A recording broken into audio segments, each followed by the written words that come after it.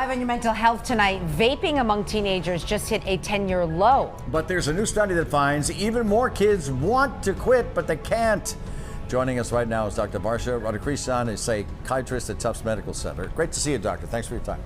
We appreciate you, doctor. Researchers say about half of the teenagers who vape every day, they've tried to quit in the past year, which is encouraging. The bad news is they weren't successful. Why do you think that's happening? So nicotine, for one, is absolutely highly addictive no matter what age. And so for teens in particular, as their brains are still developing, there's this heightened sense and susceptibility to nicotine addiction. And there's also these long-term negative effects associated. So for any folks who are using, tobacco products, they might have strong cravings and withdrawal symptoms as well. That makes quitting very difficult. And one of the biggest challenges, especially for adolescents, is the limitation in treatment options in adolescents compared to adults.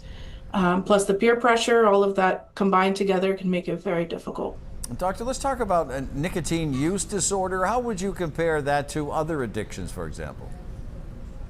So nicotine use disorder is, especially as I mentioned, nicotine is one of the most addictive substances with a rapid onset of dependence, sometimes even after a brief period of use.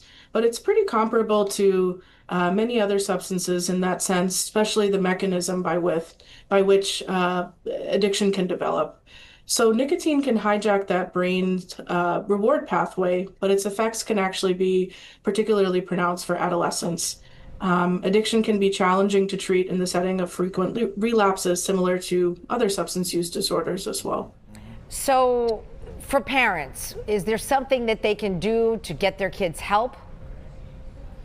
Well, for one, early intervention is absolutely critical as nicotine use can really persist into adulthood, but parents can talk to their child's pediatrician about other evidence-based options, things like nicotine replacement therapies, patches, gum, or other medications if indicated.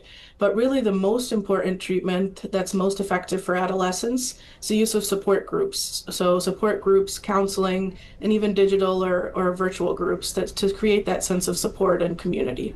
Great reminders. Dr. Radhakrishnan, thanks for your time. Thank you, doctor.